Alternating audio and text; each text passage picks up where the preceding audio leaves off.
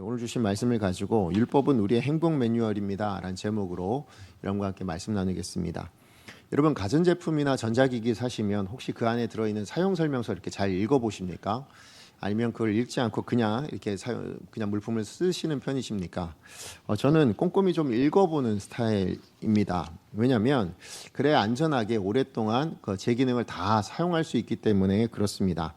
저도 이런 습관을 가지게 된 건 사실 계기가 있습니다. 뭐냐면 제가 예전에 사역하던 교회에서 한 성도님께서 이제 미국 여행을 다녀오셨어요. 다녀오시는데 저한테 선물을 주시겠다고 해서 그 전기 면도기를 이렇게 사서 주셨습니다. 근데 그게 그 당시에는 저로서는 처음 가져보는 전기 면도기인데 또 가격도 좀 이렇게 고가의 면도기였어요.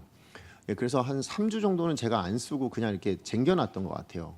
너무 쓰기가 아깝기도 하고, 그래서 어쨌든 뭐 써본 적도 없으니까 어쨌든 이제 처음 써야 되겠다라는 생각을 가지고 그래서 이제 충전하려고 이제 콘센트를 꽂으려고 보니까 이게 우리나라 거랑 다르더라고요. 네, 우리나라는 돼지코라고 하는 거 쓰잖아요. 근데 거기는 일자로 11자로 돼 있는 그걸 쓰고 있는 겁니다. 그래서 고민이 돼서 이거 어떻게 충전해야 되나 고민을 하다가 문득 생각난 게 뭐냐면 제가 단기 선교를 갈 때 썼던 그 콘센트 어댑터가 있어요. 그건 뭐 다 연결이 되잖아요. 네, 그래서 그거를 꽂아서 거기다 꽂아가지고 이제 돼지코인데 꽂은 거예요.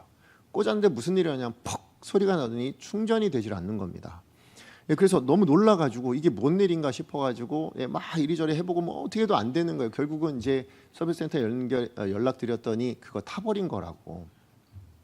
무슨 얘기냐면 원래는 이제 내수용인 거예요. 그래서 110V 전용인데 220V에 그냥 그 콘센트 해가지고 그냥 꽂아버렸으니까 그냥 탈 수밖에 없는 겁니다. 그래서 결국은 그거를 그냥 버릴 수밖에 없었던, 한 번도 써보지도 못하고 제 첫 생에 가장 비쌌던 그 전기 면도기를 그냥 버려야 됐던 일이 있었거든요. 그 이후로는 가능하면 저는 사용 설명서를 꼼꼼하게 그렇게 보게 되었습니다. 특히 주의사항을 그렇게 열심히 봅니다. 근데 사실 여러분 사용 설명서를 보시면 유난히 금지사항이 많은 걸 여러분 확인하실 수 있을 겁니다. 심지어는 여러분 지금 입으신 옷을 보셔도 옷에 택이 달려 있잖아요.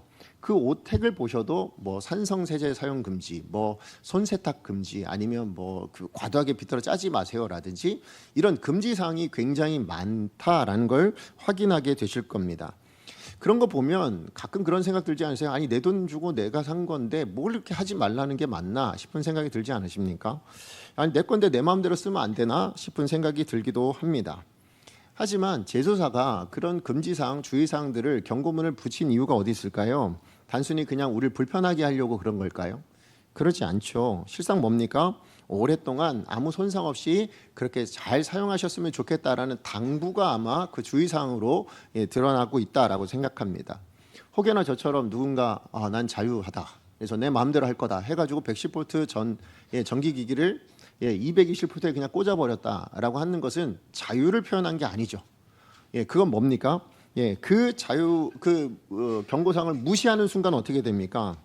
그 제품이 주는 진정한 가치를 제대로 못 누립니다. 결국 내가 그걸 사용할 수 있는 그 모든 권리, 편리함, 이걸 다 순식간에 잃어버리게 된다라는 것이죠.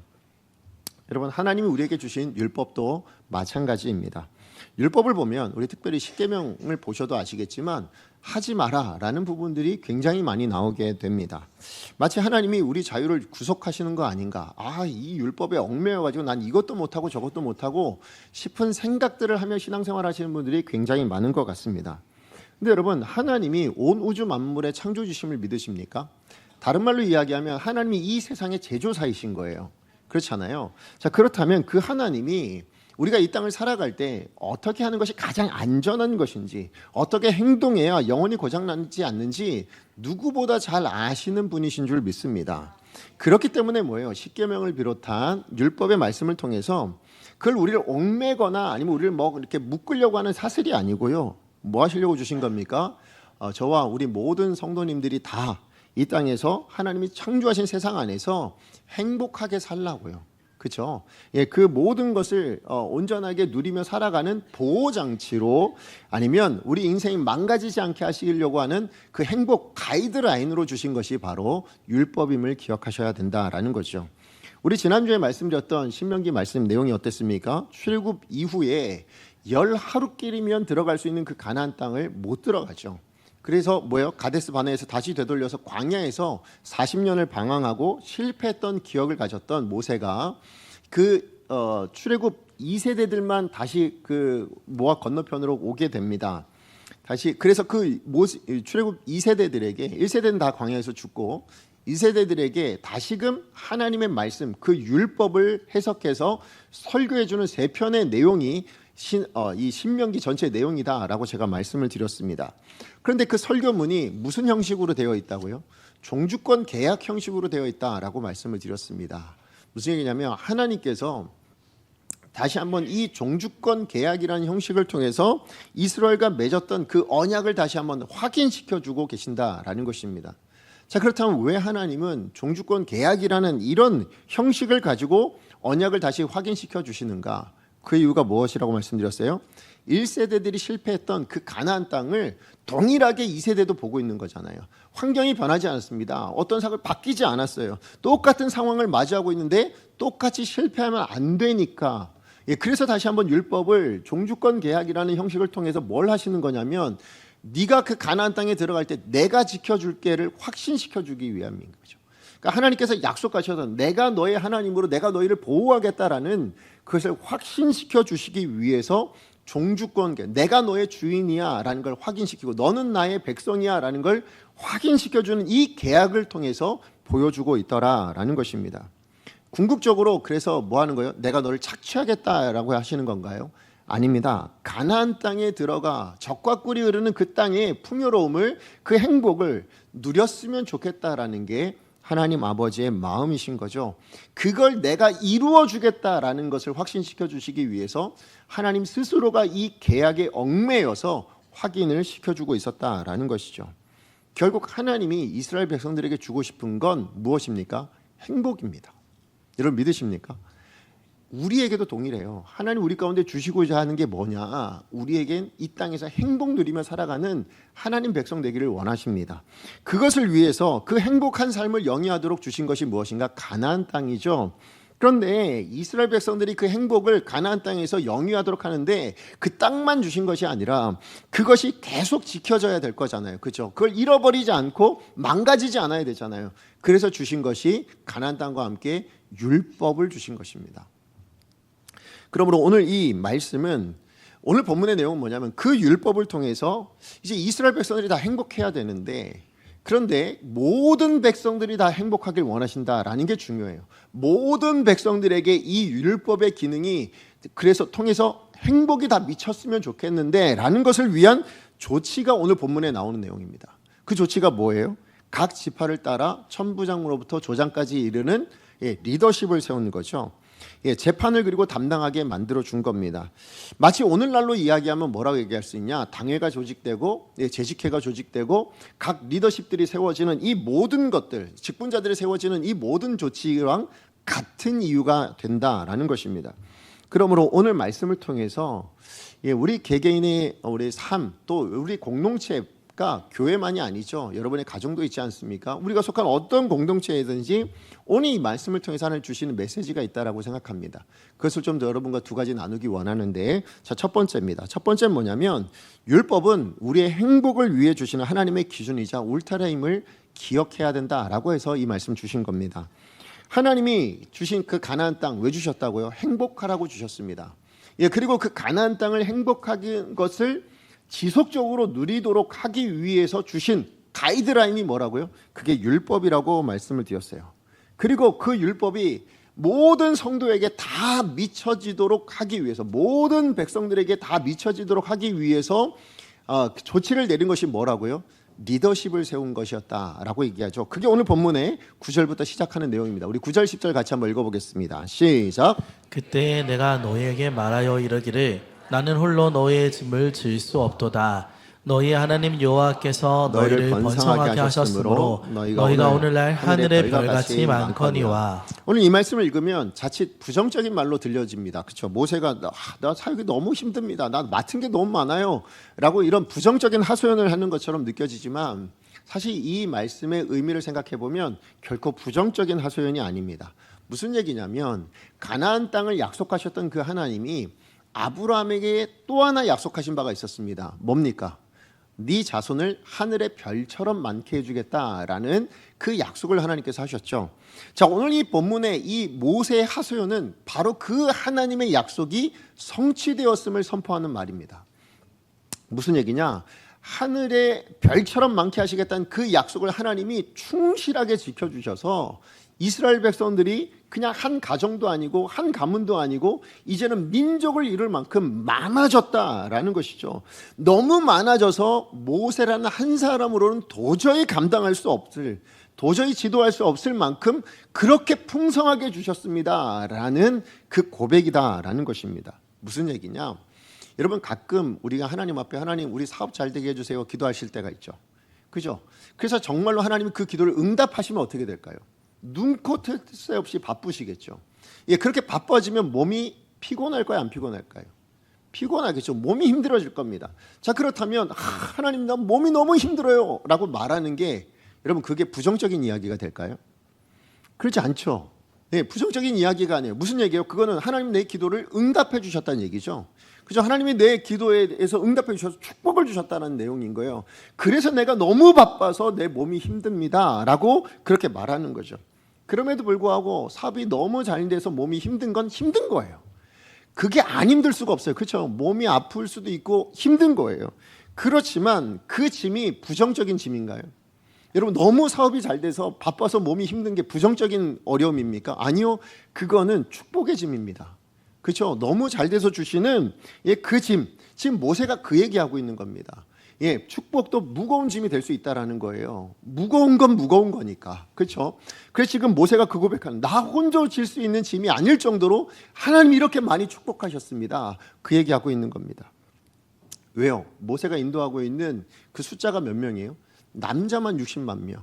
그럼 가족까지 다 포함하면 200만 명이 넘어요. 여러분, 지금도 200만 명 하면 우리나라에서도 중소도시 인구와 맞먹는 숫자이지 않습니까? 결국 200만 명이 모여서 함께 움직인다고, 함께 살아간다면 문제가 있을까요? 없을까요? 있을 수밖에 없죠. 지금 우리가 예배드리는, 우리 강성교회 예배드리는 인원이 500명에서 조금 안 됩니다. 예, 우리 작년부 지금 예배드리고 있는 우리 1, 2, 3부 예배 인원이 그렇습니다. 그럼에도 불구하고 우리 안에도 이렇게 수많은 문제들이 일어나고 있는데요. 여러분, 200만 명이 함께 사는데 어찌 문제가 일어나지 않을 수 있겠습니까? 자, 그런데 그 문제를 모세 혼자 어떻게 감당하냐는 거죠. 그래서 세운 게 뭐라고요? 지금 천부장부터 조장에 이르는 조직을 만들게 되었다라는 것입니다. 그 조직을 만든 목적이 뭡니까? 모세 혼자서 하나님의 말씀을 통해서 모든 백성들에게 하나님의 뜻대로 그 하나님의 말씀에 담겨져 있는 은혜를 누리게 만들어야 되는데 나 혼자는 다 안 되겠다라는 거예요. 예, 그래서 뭡니까?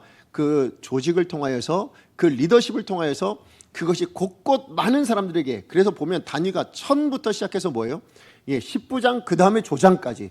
그러니까 큰 공동체든 작은 공동체든 그 공동체에 속한 모든 사람에게 미쳐질 수 있도록, 예, 어느 한 군데도 허점이 생기지 않을 수 있도록 만들어낸 게 조직이다라는 겁니다. 다시 얘기하면 모든 사람들이 하나님이 베푸시는 그 은혜를 누렸으면 좋겠다. 이걸 이루어내기 위하여 만든 것이 조직이다라는 것입니다. 여러분, 정말로 하나님의 율법은요, 우리를 얼감매기 위해서, 아니면 우리를 어떻게 하면 뭐 좀 이렇게 못하게 하기 위해서 그렇게 주신 것이 아닙니다. 실제로 하나님은 율법을 통해서 우리 가운데 왜 주셨냐? 행복을 위해서 주셨다라고 분명히 이야기합니다. 우리 신명기 10장 13절 말씀 같이 한번 읽어보겠습니다. 시작. 내가 오늘 내 형복을 위하여 내게 명령하는 여호와의 명령과 규례를 지킬 것이 아니냐. 예, 하나님이 명령과 규례를 지키라고 명령하셨대. 이유가 뭐라고요? 행복을 위하여서예요. 예, 우리의 행복을 위해서 지금 명령하고 계신다라는 것입니다. 그래서 이 율법이 제 기능을 하지 못하면 어떤 일이 일어나는가? 우리 하박국 1장 3절 말씀, 하박국의 하소연인데 같이 한번 읽어봅니다. 시작. 어찌하여 내게 제약을 보게 하시며 폐역을 폐역을 눈으로 눈으로 보게 하시나이까? 겁탈과 강포가 내 앞에 있고 변론과 분쟁이 일어났나이다. 지금 하박국 선지자가 뭘 얘기하냐? 하나님의 택한 백성, 이스라엘 백성들이 정말 타락하고 죄악이 만연하게 되어서, 그래서 뭐예요? 지금 엉망이 되었다. 그렇게 지금 하소연하고 있는 겁니다. 자, 그런데 이렇게 이스라엘이 엉망이 된 이유를 뭐라고 이야기하냐? 이어지는 4절 말씀입니다. 같이 한번 읽어보겠습니다. 시작. 이러므로 율법이 해이하고 정의가 전혀 시행되지 못하오니 이는 악인이 의인을 애워쌌으므로 정의가 굳게 행하여 증인이니이다. 무슨 얘기예요? 율법이라는 이 보호 장치가 제 기능을 하지 못하니까 그래서 이스라엘이 이렇게 망가지게 되어진 겁니다. 그 얘기하고 있는 거예요. 다시 얘기하면 율법이 망가져서 이방 나라가 쳐들어오게 되었고요. 율법이 망가져서 사회조차가 하나님 제대로 운영이 되지 않고 있는 겁니다. 사회 기능이 제대로 작동이 안 됩니다. 그 얘기하고 있는 것이죠. 여러분, 우리는 보통 율법이 해이해지고 정의가 시행되지 못하면 누구에게 가서 보통 따집니까?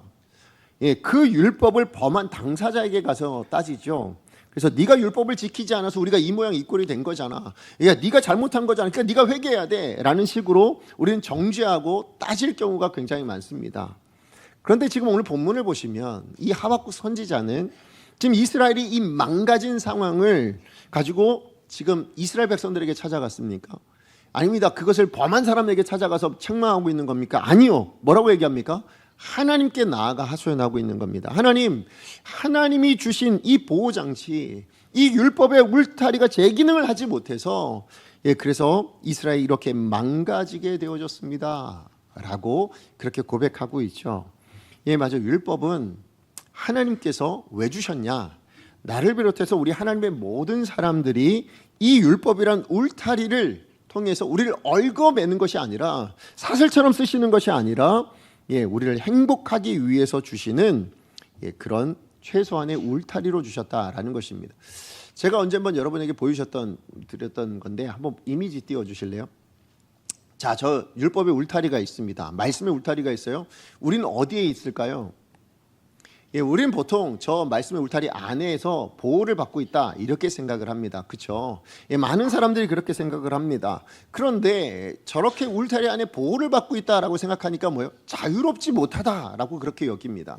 근데 실제로 그러냐? 아니요. 율법이라는 울타리를 왜 주셨냐면 하나님은 자유하게 하시기 위해서 주셨대요. 우리 시편 119편 45절 말씀 같이 한번 읽어봅니다. 시작.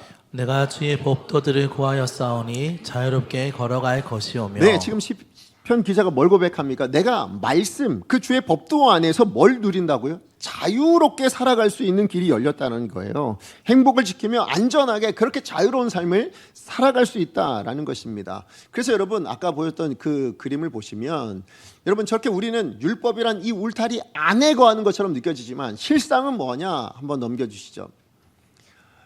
하나님께서 만드신 울타리는 그게 아니라는 거예요. 이 율법의 기능은 뭐냐면 여러분 천지를 창조하셨을 때도 아담과 하와에게도 에덴 동산을 주시면서 하신 말씀이 뭡니까? 에덴에 있는 모든 거 다 누려도 돼. 다만 뭐만 하면 안 된다고요? 선악을 알게 하는 나무와 생명나무 열매만 먹지 않으면 돼. 무슨 얘기예요? 나머진 다 누려도 되는데 요거 넘어가면 네가 망해. 요거 넘어가면 네가 죽어. 그러니까 그것만 넘어가지 않으면 돼. 나머진 다 누려도 돼. 나머지를 통해서 전부 다 행복해야 돼. 그걸 위해 주셨다라는 거예요. 결국 율법의 기능은 뭐냐? 여러분 우리로 자유케 하시기 위해서 하나님이 창조하신 이 세상 안에서 행복을 누리게 하시기 위해서 주신 최소한의 울타리입니다. 그래서 그거 넘어가면 죽을 자리, 그 자리를 가지 말라라는 것이죠. 다시 얘기하면 하나님 율법을 왜 주셨냐? 우린 죄로 인해서 죽을 수밖에 없는 인생이었는데 그렇잖아요? 그렇지 않은 길을 제시해 준 거예요. 그렇죠? 생명을 그 축복을 누리는 길을 제시해 주신 겁니다. 그거 넘어가지 않으면 된다. 그렇게 말씀해 주고 있는 거죠. 그러므로 하나님이 율법을 주신 중심 마음이 뭐예요? 뭐뭐 하지 마라는 금지가 아니고요. 안전하게 행복해라. 이게 하나님께서 우리 가운데 주시는 중심 마음임을 여러분 믿으시기 바랍니다. 자, 그런가 하면 오늘 본문을 통해서 주시는 두 번째 메시지는 뭐냐면 리더십의 존재 이유가 뭐냐라는 거예요. 그것은 하나님의 보호하심을 골고루 미치도록 하기 위함인 것을 여러분 기억하시기 바랍니다. 여러분 가정이든 교회든 공동체 안에는 다양한 생각을 가진 사람들이 살고 있죠. 그죠? 같이 공존합니다. 그러다 보니까 공동체 안에 끊이지 않는 게 뭐냐? 우리가 종종 자주 보는 게 뭐냐? 마찰입니다. 부딪히는 거예요. 싸우는 겁니다. 자, 그런데 이런 싸움과 마찰로 인해서 결과는 뭐냐라고 했을 때 하나님의 시각에서 보면 하나님이 뭐가 가장 안타우실까요? 그건 뭐냐면 그 공동체의 마찰과 싸움으로 인해서 하나님이 주시는 그 은혜, 하나님이 주시는 그 축복이 끊어져 버리는 거예요. 그죠? 그 싸움이 있기 전까지는 하나님의 은혜가 넘쳤어요. 예, 축복이 넘쳤어요. 예, 그래서 하나님의 보호하심과 다스리심이 계속해서 있었어요. 근데 마찰로 인해서, 그 부딪힘으로 인해서, 싸움으로 인해서 그게 끊어져 버리는 겁니다. 그래서 하나님께서 세우신 게 뭐냐? 여러분, 이 리더십을 통해서 뭐 하는 거예요? 그 마찰이 끊어지지 않고, 그 마찰로 인해서 끊어지지 않고 하나님의 은혜가 지속되게 하는 것. 그죠? 자칫 잃어버리게 되어질 그 하나님의 은혜 축복을 지속해서 누리도록 만들어주는 것, 그게 바로 리더십을 세운 이유입니다. 공동체 안에 리더로 세움받은 자들의 책임이다라는 것입니다. 그래서 하나님은 모세를 통해서 이 율법의 기능을 모든 이스라엘 백성들에게 다 행복하게 할 수 있도록 하기 위해서 조직이란 걸 만들어내요. 그리고 그 조직의 근본 기능을 뭐라고 이야기하냐? 여러분, 수령을 세웠잖아요. 그 천부장부터 시작해 쭉 세웠잖아요. 근데 이 천부장부터 우리가 생각하면 천부장, 백부장, 50부장 이러면 다 뭐 생각해요? 군사 조직 생각하거든요. 근데 그러지 않아요. 지금 오늘 본문, 우리가 읽었던 본문을 보시면 이 수령, 이 천부장부터 조장까지 이르러 그들이 해야 될 일이 뭐라고, 대표적인 일을 뭐라고 이야기하냐? 우리 16절 말씀 같이 한번 읽어봅니다. 시작. 내가 그때 너의 재판장들에게 명하여 이르기를 너희가 너희의 형제 중에서 송사를 들을 때 쌍방간에 공정히 판결할 것이며 그들 중에 있는 타국인에게도 그리할 것이라. 예, 지금 모세가 세운 리더십, 그 수령들, 그 천부장부터 조장까지 이르러 해야 될 일이 뭐라요? 재판장 되는 거죠. 재판이라고 지금 말씀하고 있는 겁니다. 근데 그 재판장이 감당해야 될 역할이 뭔가? 우리는 재판하면 뭘 떠올립니까? 옳고 그름을 나누어서 판단하는 것, 이렇게 생각을 합니다. 그래서 재판을 통해서 범죄한 자, 아니면 뭐 재판에서 어그러진 자, 옳지 않은 길을 걸어가는 자, 그 사람 뭐예요? 정죄하거나 벌해야 된다. 그게 재판이다라고 우리는 생각을 하죠. 근데 여러분, 성경이 말씀하시는 재판은 그게 아닙니다. 여러분, 성경이 말씀하시는 재판의 목적은 옳고 그름을 나누고자 하는 것이 목적이 아니에요. 공동체 모든 구성원이 누려야 될 그 하나님의 보호하심, 그 은혜, 그 축복을 모두가 공평하게, 공정하게 누리도록 만드는 게 사실 재판의 목적입니다. 무슨 얘기냐면, 억울하게 당한 사람들이 있습니다. 예, 무엇인가 빼앗긴, 힘이 있는 사람에게 힘 없는 사람이 빼앗길 수도 있어요. 하나님 주신 은혜를, 하나님께서 주신 축복을 빼앗길 수도 있는 거예요. 그게 빼앗기거나 망가지지 않도록 조정해 주는 게 누구라고요? 그게 재판장의 존재 이유라고 말씀하고 있는 거예요. 그래서 여러분, 기억하시는지 모르겠지만 하나님께서 이스라엘 백성들을 결국 가나안 땅에 들여보내시잖아요. 거기에 정착합니다. 그랬을 때 거기서 정착하며 세우신 리더십들이 있습니다. 뭐라고 부르는지 기억하십니까? 사사죠, 그죠? 사사를 세우셨습니다. 근데 사사라는 말이 원어로 뭐냐면, 여러분, 그것이 재판관입니다. 그래서 이 사사기를 판관기라고 부르기도 하고, 영어로도 사사를 뭐라고 하냐면 judge라고 그렇게 합니다. 재판 이야기잖아요. 자, 그런데 그 사사의 역할을 여러분 사사기를 통해서 읽어보시면 아시겠지만 재판이 하시던가요? 사사가 재판하던가요? 아니요, 사사기 어딜 읽어봐도 재판했다는 내용이 거의 나오지 않습니다. 뭘 합니까? 예, 나라가 위기를 맞았을 때에 그때 사사를 세우셔서 뭐예요? 침략한 이방 나라를 물리치고 이스라엘 구원하고 보호하고 지키는 역할을 하게 하는 것이 사사였다라는 것을 여러분 기억하실 겁니다. 그렇죠? 직접 칼을 들고 나가 보호하기도 하지만 실상은 뭐 가지고 보호합니까? 여러분, 사사들이 대부분 뭐예요? 예, 힘을 가지고 하는 것도 있지만 실제는 하나님의 말씀에 순종함으로 나라를 지킵니다. 그죠? 하나님의 말씀에 순종하여서 이스라엘 사회를 지켜나가는 일들을 한다라는 거예요. 사사들이 다 뭘로 그 모든 하나님의 역사를 이루어내냐? 말씀에 순종함으로, 하나님의 뜻대로 되어지는 걸로 하나님의 역사를 통해서 그 보호하심을 이루어내더라는 거죠. 무슨 얘기입니까? 이스라엘이 이방 나라의 침략을 통해서 하나님이 주시는 축복, 그 은혜 자칫 빼앗길 위기가 생긴 거예요. 그거 누가 보호해야 됩니까? 누가 보호해야 돼요? 예, 사사를 통해서 보호하시겠다라는 거예요. 그래서 뭐합니까? 그거 다 누렸으면 좋겠다. 예, 그거 다 지켰으면 좋겠다라는 것이죠. 예, 맞아요. 재판관의 역할이 뭐냐? 무엇입니까? 잃어버린, 아니면 빼앗긴, 아니면 자칫 끊어질 수 있는 그 은혜와 축복을 모두가 누리게 만드는 것, 어느 한 사람도 제외 없이 누리도록 만드는 것이 재판관의 역할이다라는 것입니다. 여러분, 이스라엘의 왕을 세우신 이유도 거기 있지 않습니까? 예, 하나님의 나라입니다. 이스라엘은 하나님이 다스리시는 나라입니다. 근데 눈에 보이지 않아요. 그래서 뭐예요? 왕을 세우셨습니다. 그리고 그 왕은 그래서 이 하나님의 나라를 무엇으로 다스려야 됩니까? 하나님의 말씀인 기준, 이 율법을 통해서 지켜야 하는 것이죠. 왜요? 그걸 통해서 하나님이 주시고자 하는 이 다스림을, 하나님의 다스림을 통해서 주시는 그 은혜, 축복을 누리도록 해야 되기 때문에 그렇다라는 것이죠.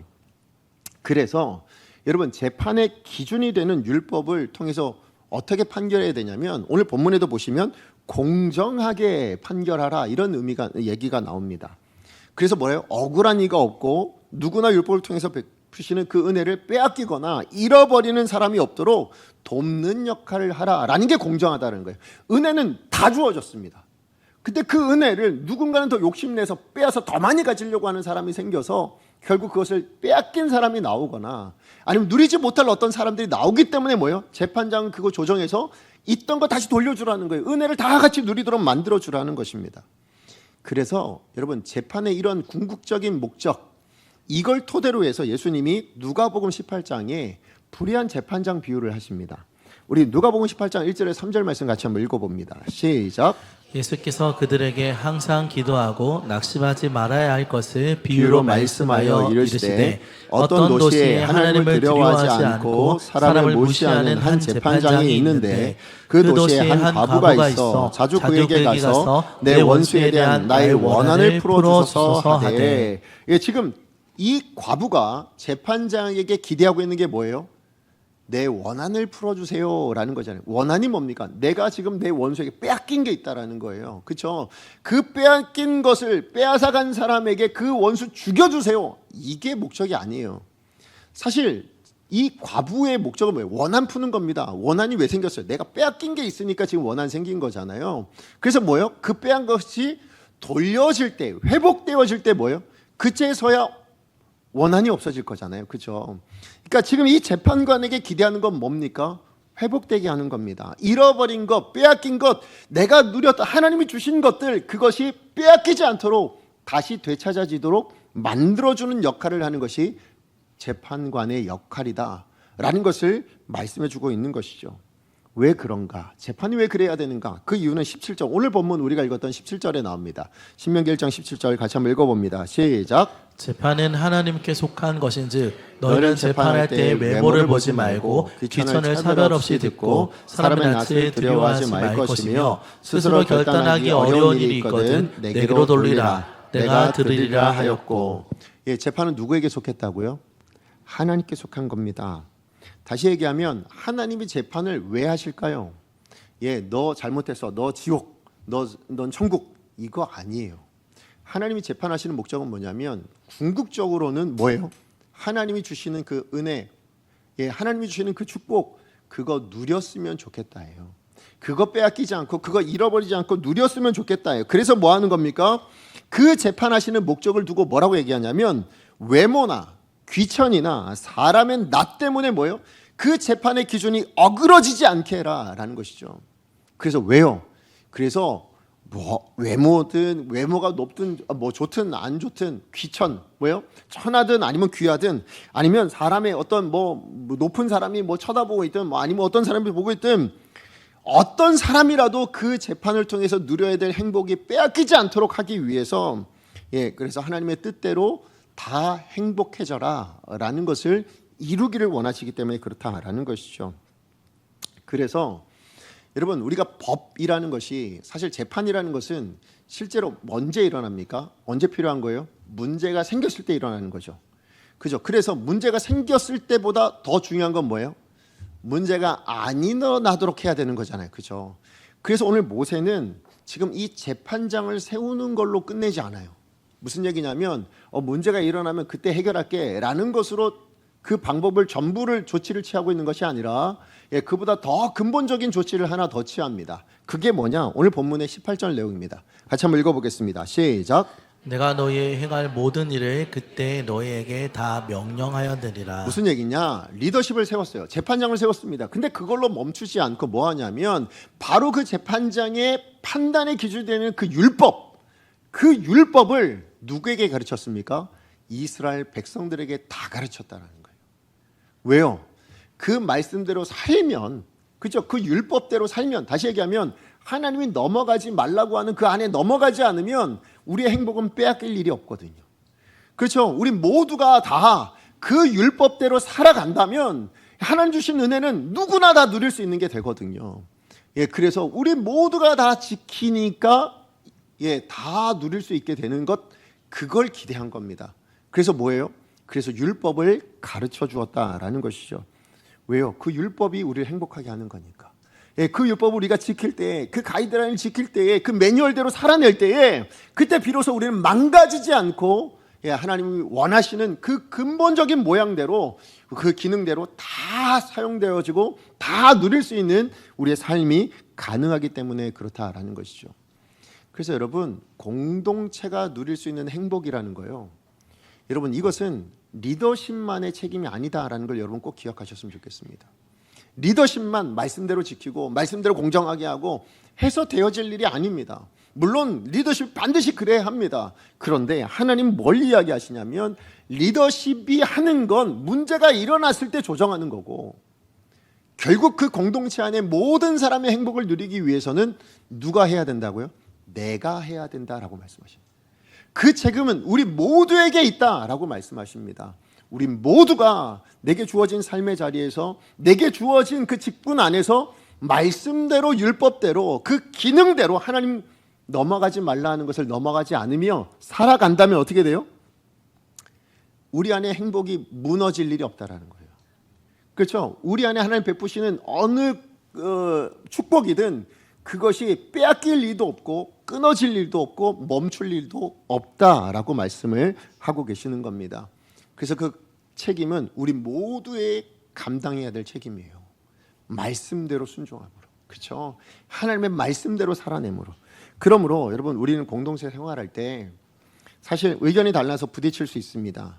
그때 우리는 누가 옳냐 그르냐 이것 따지기보다 우리가 더 근본적으로 신경 써야 될 건 뭐예요? 이 상황으로 인해서 하나님이 주시는 은혜, 하나님이 주시는 축복, 하나님 주시는 어떤 평안, 이 보호와 다스리심을 우리가 어떻게 다 누구에게나 다 미칠 수 있도록 만들어줄 수 있는가, 이거 고민하셔야 되는 거예요.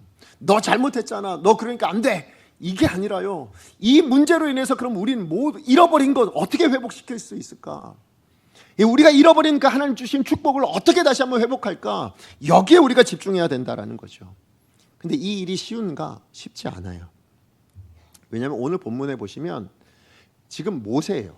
민족의 지도자, 그죠? 심지어 하나님을 대면하여 안다라고 이야기할 만큼 신앙이 뛰어난 그런 모세조차도 뭐예요? 하나님의 은혜를 모든 사람에게 골고루 다 미치게 만드는 이 일이 얼마나 힘들었으면 못해 나 혼자는 이라고까지 할 정도로 그렇게 이야기를 하고 있습니다. 너무 무거운 짐이라고 그렇게 이야기합니다. 예, 맞아요. 여러분, 왜 그러냐? 우리 안에는요, 하나님의 은혜 받는 것 나만 받기를 원하는 마음이 더 커요. 아니면 이 은혜보다 실상은 뭐예요? 난 세상의 것들 내가 원하는 대로 이걸 더 추구하고자 하는 우리 안에 죄악된 본성들이 있거든요. 그러다 보니 우리 모두가 다 하나님의 은혜를 누리도록 하자라는 이 율법의 기능에 대해서는 자꾸 반대하는 경우가 굉장히 많습니다. 그래서 뭐예요? 리더십을 세운 거죠. 그죠? 그래서 그 율법의 울타리를 주시는 거죠. 그러나 더 나아가서 뭐라고요? 오늘 하나님 우리 가운데 기대하시는 건, 그러므로 우리 모두가 같이 감당하자예요. 그렇죠? 어느 한 사람에게 맡길 것이 아니라 우리 모두가 다 같이 감당하여서 그 하나님께서 베푸시는 이 공동체를 향한 하나님의 행복과 하나님의 기쁨과 하나님의 그 즐거움과 축복을 다 누릴 수 있는 그런 공동체로 만들어 가라라고 말씀하는 줄로 믿습니다. 말씀의 결론을 맺습니다. 우리 인생을 창조하신 하나님은 우리가 어떻게 할 때 가장 큰 행복을 누릴 수 있는지, 어떻게 해야 그 축복을 잃어버리지 않고 살아갈 수 있는지, 그걸 알려주시기 위해서 우리에게 율법이라는 이 인생 매뉴얼을 주신 줄로 믿습니다. 그래서 이 율법을 통해서 하나님 뭐 하시냐? 우리가 병들었으면 그걸 진단해서 병을 고치도록 만드시는 거예요. 우리 이 율법을 통해서 하나님 우리를 비춰보게 하세요. 우리 자신을. 그래서 뭐예요? 더러운 것을 확인하게 하셔서 뭐 하실까요? 그걸 깨끗하게 해서 아름답게 살아가라. 그걸 하나님이 원하시는 줄로 믿습니다. 다시 얘기하면 여러분, 이 율법을 통해서 우리가 어떤 병을 발견하게 됐어요. 어떤 더러움을 발견하게 됐어요. 그럼 뭐예요? 다 잘라버려, 아니면 찢어버려, 이거 아니에요. 비난하고 정죄하고 죽이는 거 그게 목적이 아닙니다. 뭐 하라고요? 다시 온전하게 회복하라는 거예요. 잃어버린 그것을 다시 한번 회복해내라는 거죠. 그래서 건강하게 행복하게 살아갔으면 좋겠다가 우리에게 율법을 주신 목적임을 믿으시기 바랍니다. 그래서 우리는 우리 인생 사용 설명서입니다. 행복 매뉴얼인 이 하나님의 말씀으로 말미암아서 우리에게 베푸시고자 하는 그 하나님의 다스리심, 그 하나님의 보호하심으로 말미암은 은혜 축복, 이걸 우리 모두가 누릴 수 있는 귀한 여러분의 가정이 되고 우리 강성교회가 되기를 원합니다. 그걸 위해서 우리 모두가 감당하셔야 됩니다. 지도자 몇 명에게 맡겨서 우리 교회 제대로 되게 좀 만들어주세요, 이거 아니에요. 우리 모두가 우리에게 맡겨진 자리에서 우리 모두가 말씀대로 순종함으로 함께 그 책임을 져갈 수 있는 그런 공동체가 되어야 된다. 오늘 하나님께서 우리 가운데 말씀하신 줄로 믿습니다.